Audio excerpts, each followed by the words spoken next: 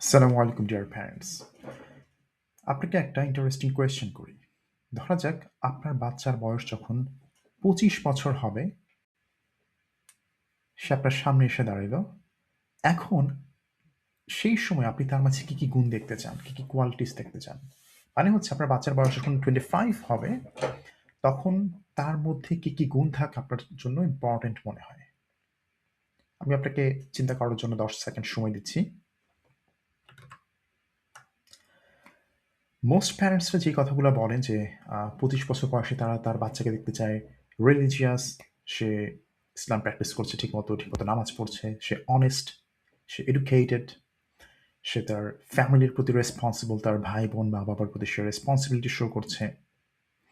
সে screen addicted না, সে self disciplined, communication skill ভালো, সে resilient, সে নিজে ডিসিশন মেক করতে পারে।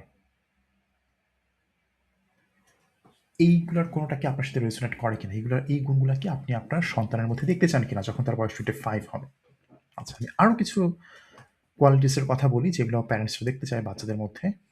যেমন পার্সোনাল ক্যাপাবিলিটি, সেলফ কনফিডেন্স, তারপর সোসাইটিতে কোঅপারেট করা, সোসাইটিতে কন্ট্রিবিউট করা। তার সন্তান যাতে হ্যাপি থাকে, সে যাতে কিউরিয়াস থাকে, সে যাতে অন্যদেরকে রেসপেক্ট করে।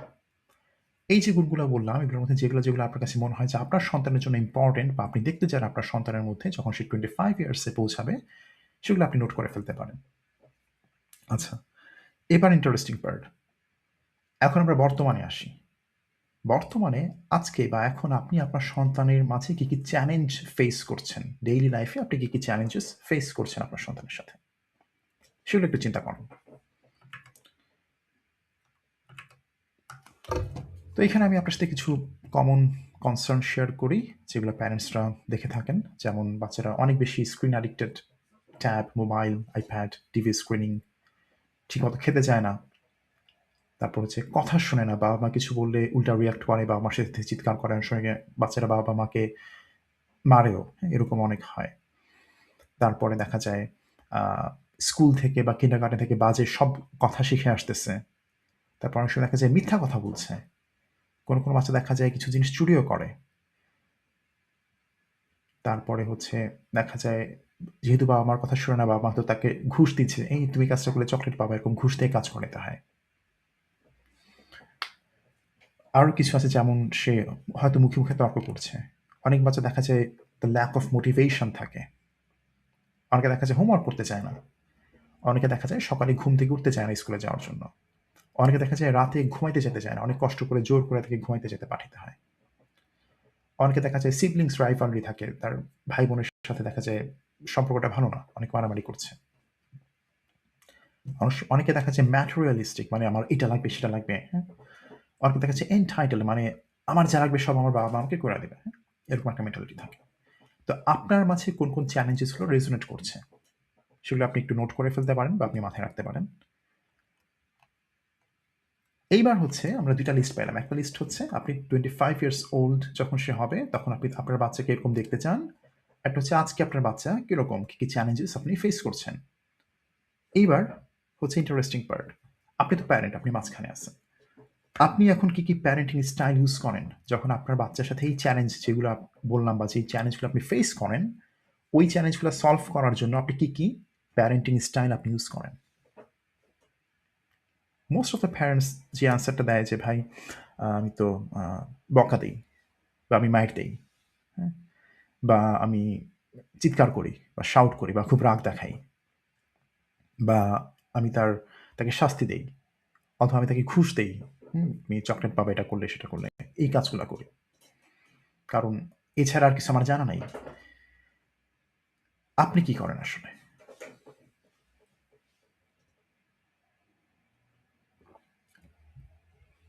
ইন্টারেস্টিং জিনিস। এখন আমি আপনাকে প্রশ্ন করি। এই যে আপনার হচ্ছে আজকের চ্যালেঞ্জ যেগুলো ফেস করছেন, আর এখানে হচ্ছে আপনি 25 ইয়ার্স ওল্ড ভার্সন যেটা আপনি দেখতে চান আপনার সন্তানের মধ্যে।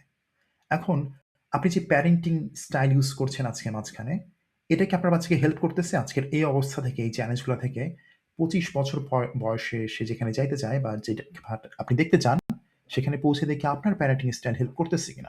That's the question.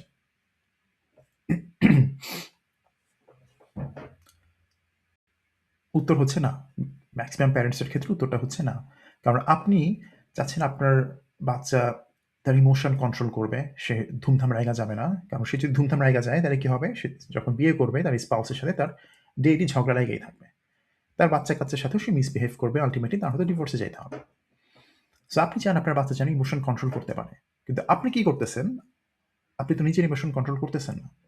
আপনি নিজে আপনার বাচ্চাকে মারতেছেন, ধমকাইতেছেন, বকা দিচ্ছেন। সো অ্যাজ এ রেজাল্ট কি হইতেছে? সে তো এটাই শিখতেছে। সো সেও তার নিজের ইমোশনকে কন্ট্রোল করতে পারবে না। আর যেই কোয়ালিটিস গুলো আপনি চান ২৫ বছর বয়সে গিয়ে সে পাক, রিলিজিয়াস, অনেস্ট, এডুকেটেড, ফ্যামিলির প্রতি responsible, self disciplined, honesty, decision making আরো যা কিছু আছে কোনটাই কিন্তু আপনার প্যারেন্টিং স্টাইল দিয়ে সে অ্যাচিভ করতে পারছে না। ওকে, তাহলে চলো আমরা আরেকটু সামনে আগাই। আমি আপনাকে আরেকটা কোয়েশ্চেন করি। যখন ধরেন আপনার বাচ্চা যখন একসময় টিনেজে যাবে, টিনেজ থেকে সে শেষ করে যখন 18 প্লাস হলো, 18 এ গেল। যখন টিনেজে যাবে তখন থেকে আসলে বাচ্চার উপর আপনার কন্ট্রোল অনেক কম। যখন 18 প্লাস তখন কন্ট্রোল অলমোস্ট নাই বললেই চলে। বিশেষ করে যারা ওয়েস্টার্ন কান্ট্রিতে থাকেন, control is com, right? So সেই সময় যখন আপনার বাচ্চার প্রতি আপনার কোনো কন্ট্রোলই থাকবে না, তখন আপনার কি মনে হয়? আপনার বাচ্চা কি বা আমাদের বাচ্চারা কি ইসলামের সাথে কানেক্টেড থাকবে কিনা?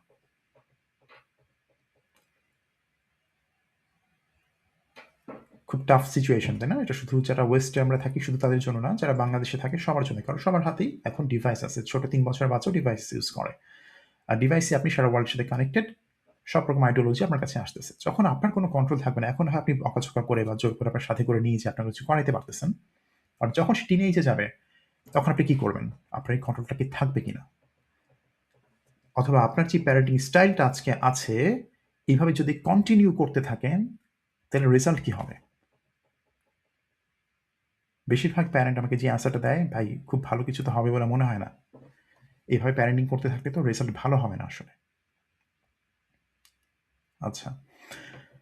তাহলে এখন কথা হইতেছে যে আমি চাই আমার বাচ্চার আজকে যে চ্যালেঞ্জেস গুলো আছে এগুলো যেন সে ওভারকাম করে ২৫ বছর এইজে তার যে কোয়ালিটিস গুলো আমি চাই সেগুলো যেন সে ডেভেলপ করতে পারে। এবং সেটা আমার প্যারেন্টিং এর থ্রুতে হওয়া সম্ভব। আদারওয়াইজ আজকে আমরা যেভাবে বাচ্চাদেরকে বড় করতেছি, এটা খুবই ডেঞ্জারাস। যেমন আপনি আজকে ঘুষ দিচ্ছেন বাচ্চাকে বা আজকে আপনি বাচ্চাকে মারতেছেন, আপনার সাথে কিন্তু বাচ্চার সম্পর্ক আস্তে নষ্ট হচ্ছে। আমি একটা ছোট আপনাকে এক্সাম্পল দেই। বাচ্চার বয়স যখন টিল ৫ বছর পর্যন্ত আপনি বাচ্চার হিরো বা আপনি বাচ্চার coach, celebrity, whatever you name it. ৫ থেকে ৭-৮ পর্যন্ত আপনার প্রভাব আস্তে কমতে থাকবে। তার মধ্যে তার স্কুলের ফ্রেন্ড, স্কুলের বড় ভাই, ক্লাসমেট, তার স্কুলের টিচার, টিভির ক্যারেক্টার এগুলোর প্রভাব আস্তে বাড়তে থাকবে। ৮ থেকে ১০ ওই প্রভাবগুলো আরো বাড়বে, আপনার প্রভাব আরো কমবে। ১০ থেকে ১২ almost you will lose your control almost, right? যখন সে টিনেজে যাবে you all know what happens. So খুব বেশি কিছু বলার নাই। তাইলে আসলে কি করতে হবে আমাদের? আমাদের কয়েকটা জিনিস করতে হবে। Let me show you.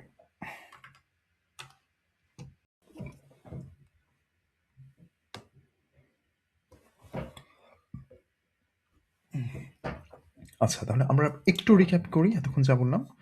আমরা চাই আমাদের 25 ইয়ার্স ওল্ড ভার্সন থাকবে আমাদের বাচ্চাদের।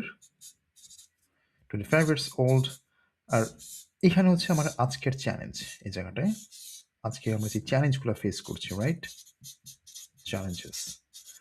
আর এখানে হচ্ছে এই চ্যালেঞ্জ থেকে আমরা কিভাবে আসলে আ তার 25 ইয়ার্স ওল্ড ভার্সন এ যেটা আমরা চাই যে কোয়ালিটিস গুলো থাকুক কিভাবে করতে পারি? আমাদের প্যারেন্টিং আসবে এই জায়গাটায়। আমাদের প্যারেন্টিং আমাদের বাচ্চাকে ইনশাআল্লাহ ট্রান্সফর্ম করবে। That's the goal. What if আমি যদি বলি যে আজকে আপনি যে চ্যালেঞ্জগুলো ফেস করছেন, এমন কিছু প্যারেন্টিং স্ট্র্যাটেজিস আছে, প্যারেন্টিং টুলস আছে, যেগুলা দিয়ে আপনি এই চ্যালেঞ্জগুলাকে আপনি ওভারকাম করতে পারবেন কোনো মারামারি করা ছাড়া, বকা দেওয়া ছাড়া, ইয়েলিং, শাউটিং করা ছাড়া আপনি এই চ্যালেঞ্জগুলোকে হ্যান্ডেল করতে পারবেন রেসপেক্টফুল ওয়েতে, যাতে আপনার বাচ্চা 25 বছর বয়সে আপনি যে কোয়ালিটিসগুলো আপনি তার মধ্যে চান, এগুলো যাতে ডেভেলপ করা যায়। যদি এরকম টুলস থাকে, স্ট্র্যাটেজিস থাকে, তাহলে আপনার কাছে কি মনে হয়? আচ্ছা, এটা হচ্ছে আমাদের ফার্স্ট থিং। সেকেন্ড থিং, আমি একটু আগে যেটা বললাম যে বাচ্চারা যখন প্যারেন্টিংয়ের প্রথম 0 থেকে 7 এই বয়সটা পর্যন্ত আপনি হচ্ছেন বাচ্চার কি বলে, আপনি বাচ্চার সেলিব্রিটি, বা আপনি বাচ্চার কোচ, বা আপনি বাচ্চার মেন্টর। হ্যাঁ, 7 to 10 আপনি দেখবেন আপনার ইনফ্লুয়েন্স আস্তে আস্তে কমছে। তখন কি হবে? অন্য জায়গার ইনফ্লুয়েন্স আসবে, স্কুল, তারপর হচ্ছে বিভিন্ন টিভি ক্যারেক্টার, তারপর হচ্ছে ফ্রেন্ডস, স্কুলের বড় ভাই, স্কুলের বড় আপা, তাদের ইনফ্লুয়েন্সগুলো আস্তে আস্তে এখানে বাড়তে থাকবে 7 থেকে 10। যখন 10 থেকে 12তে যাবে আপনার বাচ্চা, তখন আপনি দেখবেন আপনার ইনফ্লুয়েন্স আরও অনেক কমে গেছে। আর যখন আপনার বাচ্চা টিনেজে যাবে, তখন এটা মোস্ট চ্যালেঞ্জিং, সবচেয়ে চ্যালেঞ্জিং যখন সে টিনেজে যাচ্ছে। আচ্ছা, তাহলে আমাদের আসলে কি করতে হবে? আমাদের যেটা করতে হবে, আমাদের বাচ্চাদের সাথে, let me take another case, আমাদের বাচ্চাদের আমাদের মেন্টর হইতে হবে, লাইফ টাইম মেন্টর। শুধু মেন্টর না, আমাদের টার্গেট থাকবে আমরা যেন আমাদের সন্তানদের লাইফ টাইম মেন্টর হতে পারি, লাইফ টাইম কোচ হতে পারি, এবং আমরা যেন তাদের লাইফ টাইম ট্রাস্টেড পার্সন হইতে পারি। আমি চাই আমার বাচ্চা যখন কোনো প্রবলেমে পড়বে সে যেন আমার কাছে আসে, কিন্তু ম্যাক্সিমাম ক্ষেত্রে আমরা দেখি যে বাবা মার সাথে কিন্তু আমাদের এই কানেকশনটা থাকে না। সো আমাদের কি করতে হবে? একটা মিনিংফুল কানেকশন ক্রিয়েট করতে হবে বাচ্চাদের সাথে, খুব ইম্পর্টেন্ট, মিনিংফুল কানেকশন।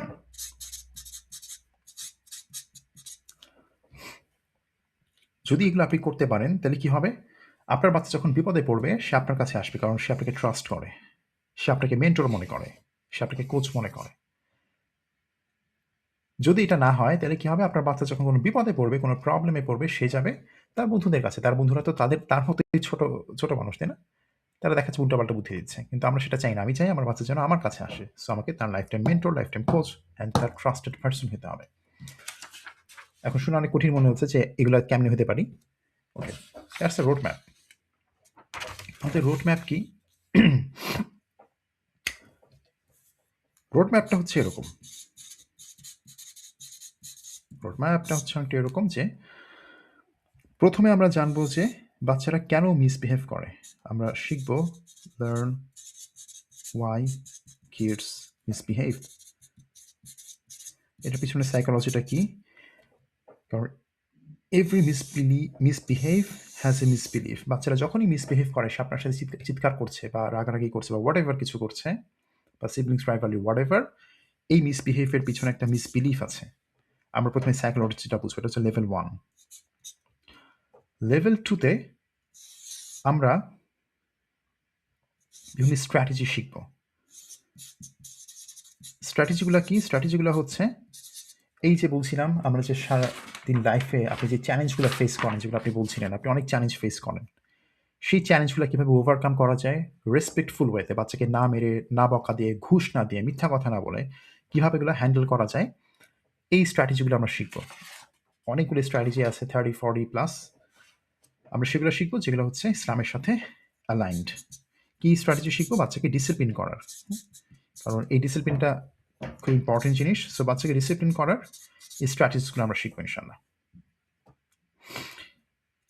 এরপর আমরা যেটা করব, লেভেল 3টা হচ্ছে আমাদের থ্রুতে বাচ্চারা ভ্যালুয়েবল লাইফ স্কিলস পাচ্ছে। ভ্যালুয়েবল লাইফ স্কিলস বাচ্চারা শিখবে আমাদের বাবা মাদের কাছ থেকে, আমাদের প্যারেন্টিংয়ের থ্রুতে। কীভাবে করা যায় সেটা আমরা দেখবো ইনশাল্লাহ। এরপর একটা খুবই ইম্পর্টেন্ট নাম্বার 4, সেটা হচ্ছে কমন মিস্টেক্সগুলো কী কী আসলে। হ্যাঁ, প্যারেন্টসরা অনেক কমন মিস্টেক্স করে। আমি যখন প্যারেন্টসের সাথে কথা বলি, তখন আমি দেখি অনেক প্যারেন্টস অনেক মিস্টেক্স করতেছে, এবং সেই মিস্টেকগুলো বাচ্চাদের জন্য অনেক ক্রিটিক্যাল, এটা তাদের লাইফ কস্ট করতে পারে। এই কমন মিস্টেকগুলো কী কী, যাতে আমরা অ্যাভয়েড করতে পারি। পরে আমাদের স্টেপ 5 হচ্ছে যেটা আমার কাছে সবচেয়ে ইম্পর্টেন্ট, আমার মনে হয় অনেক প্যারেন্টসের কাছে সবচেয়ে ইম্পর্টেন্ট, সেটা হচ্ছে আমরা কিভাবে আসলে ইসলামকে ইনস্টিল করতে পারি তাদের মধ্যে। ইনস্টিল ইসলাম ন্যাচারালি, কোনো ফোর্স ছাড়াই কিভাবে ন্যাচারালি আমরা বাচ্চাদের মধ্যে ইসলামকে ইনস্টিল করতে পারি আমরা ইনশাআল্লাহ সেটা দেখব। এখন কথা হচ্ছে আমরা আসলে শিখব কিভাবে? আমরা শিখব হচ্ছে যে বিভিন্ন ওয়েল টেস্টেড, যেগুলো থাউজেন্ডস অফ ফ্যামিলিজ এর উপরে well tested and practised all over the world, যেগুলো পজিটিভ ডিসিপ্লিন টুলস গুলো আছে, সেগুলো থেকে আমরা শিখবো যেগুলো ওয়েল রিসার্চড অ্যান্ড যেগুলো ইসলামের সাথে অ্যালাইন্ড করে। কারণ অনেক টুলস আছে যেগুলো আসলে ইসলামের সাথে অ্যালাইন করে না। তো আমরা সেগুলো ইউজ করবো যেগুলো আসলে ইসলামের সাথে অ্যালাইন করে এবং positive tools, positive strategies, techniques. তারপর হচ্ছে আমি কোরআন এবং সুন্নাহ থেকে দেখেছি এখানে প্যারেন্টিং রিলেটেড আসলে কি কি জিনিস বলা আছে। সো কোরআন এবং সুন্নাতে প্যারেন্টিং রিলেটেড যে টিচিংসগুলো আছে সেগুলো আমরা এখানে শিখবো ইনশাল্লাহ। আর আমরা শিখবো হচ্ছে ছোট মিনি লেকচার্স থাকবে, নট লং লেকচার্স। কারণ লং লেকচার্স থাকলে এমনি কথা হচ্ছে প্যারেন্টিং আপনার খুবই প্র্যাকটিক্যাল একটা জিনিস, এটাকে আপনার প্র্যাকটিক্যালি শিখতে হবে। লেকচার শুনে আসলে প্যারেন্টিং শেখা খুব ডিফিকাল্ট। হ্যাঁ, সো খুব মিনি লেকচার থাকবে, এরপর আমাদের রোল প্লেয়িং থাকবে, হ্যান্ডস অন অ্যাক্টিভিটিস থাকবে, যাতে আমরা যা শিখছি সেটা যেন আমরা আমাদের মধ্যে ইন্টারনালাইজ করতে পারি, আমরা যেন আরো ভালোভাবে বুঝতে পারি। তো অনেক প্যারেন্ট একটা কথা বলে যে, ভাই আমার বাচ্চা তো সব কথা শোনে, হ্যাঁ, খুব ডিসিপ্লিনড বা সে কোনো খুব বেশি একটা ঝামেলা-টামেলা করে না। তো এখানে আমি আপনাকে একটা ছোট স্টোরি বলি। কিছুদিন আগে এক মা বলছিলেন, তার টিনেজ মেয়ে যখন টিনেজে গেল, সে বিভিন্ন অ্যাডাল্ট সাইটে তার ছবি দিচ্ছে। এবং এই মেয়েটা খুব ভালো ছিল, সে পড়ালেখা করত, খুব ডিসিপ্লিন ছিল, বাবা-মার কথা শুনতো, বাসায় খুব একটা ঝামেলা করতো না। এখন এই ফ্যামিলি পুরা ভেঙে পড়ছে যে, এটা কিভাবে হইল? হ্যাঁ, যে মেয়ে সব কথা শুনতো বা খুব একটা ঝামেলা করতো না, সে কেন এই কাজটা করলো? আমি যখন পুরো জিনিসটা শুনলাম, শুনে আমি বলতেছি যে, এর কারণ হচ্ছে কি? আপনারা তাকে রিকগনিশন দেন নাই, তাকে সিগনিফিকেন্স দেন নাই। এই কারণে সে এখন রিকগনিশন এর জন্য এবং সিগনিফিকেন্স এর জন্য বিভিন্ন জায়গাতে তার এই ছবিগুলা পোস্ট করছে। এখন এই প্যারেন্টসরা যদি আগে থেকে জানতো যে বাচ্চাকে আসলে কি দিতে হয়, হ্যাঁ, কি দিতে হয় না, কি করতে হয়, কি করতে হয় না, তাহলে হয়তো তাদের একটা ভালো চান্স ছিল এই সিচুয়েশনটা হয়তো এভয়েড করার। এই কারণে প্যারেন্টিং এডুকেশন খুব ইম্পর্টেন্ট। আবার আরেক গ্রুপ প্যারেন্টসরা বলেন যে, আমার বাচ্চাকে কথা না শুনলে মায়েরা-টেরা কথা শুনায় ফেলি। হ্যাঁ? তাদের কাছে আমার কোয়েশ্চেন যে, এই যে কাজটা করছেন, আপনি যখন ছোট ছিলেন তখন এটা কাজ করত। বাট আপনার বাচ্চা যখন টিনেজে যাবে তখন কি এটা আর কাজ করবে? সে তো 911 এ ফোন দিবে। হ্যাঁ? বা সে পুলিশে ফোন দিবে। আপনাদের আশেপাশে এরকম অনেক সিনারিও আপনি দেখতে পান। আরেকটা স্টোরি আমি বলি, একটা মেয়ের স্টোরি। সে মেয়েটা হচ্ছে টিনেজে যাওয়ার পরে সে নামাজ কালাম একদম ছেড়ে দিছে। 18 প্লাস হওয়ার পরে সে আর নামাজ কালাম পড়ছে না। কেন? কারণ তার মাকে সে একদম ঘৃণা করে। মা তাকে অনেক শাসন করত, কড়া শাসন করত। সে তার মাকে খুব ঘৃণা করে। মা যেহেতু নামাজ পড়তে বলে, এজন্য মাকে হার্ট করার জন্য, কষ্ট দেওয়ার জন্য সে নামাজ পড়ে না। কারণ জানে নামাজ না পড়লে তার মা কষ্ট পাবে। এজন্য মার উপর প্রতিশোধ নেওয়ার জন্য সে এখন আর নামাজ পড়ছে না। আরেকটু প্যারেন্টস বলেন যে, "ভাই আমার বাচ্চা যা ইচ্ছা তাই করুক, কোনো সমস্যা নাই।" এটার রিজন তো আমরা সবাই জানি। আপনার বাচ্চা ডিসিপ্লিনড হবে না। আপনি যে লাইফ স্কিলস গুলা চাচ্ছেন আপনার বাচ্চার মধ্যে, সেগুলো গ্রো করবে না। যদি আপনার কাছে মনে হয় যে এই প্রোগ্রামটা আপনার জন্য দরকার, তাহলে এই ভিডিওর কোনো এক জায়গায় ইনশাআল্লাহ একটা লিঙ্ক দেয়া থাকবে, যেখান থেকে আপনি এই প্রোগ্রাম সম্পর্কে আরো বিস্তারিত জানতে পারবেন। এবং যদি আপনি মনে করেন যে ইটস ভ্যালুয়েবল ফর ইউরসেলফ, তাহলে আপনি প্রোগ্রামে জয়েন করার জন্য এপ্লাই করতে পারেন। আমি খুবই অল্প কিছু প্যারেন্টস, অল্প কিছু ফ্যামিলিজকে আমি নিবো। So if you want, you can apply for that. আসসালামু আলাইকুম। সবাই ভালো থাকবেন। Happy parenting.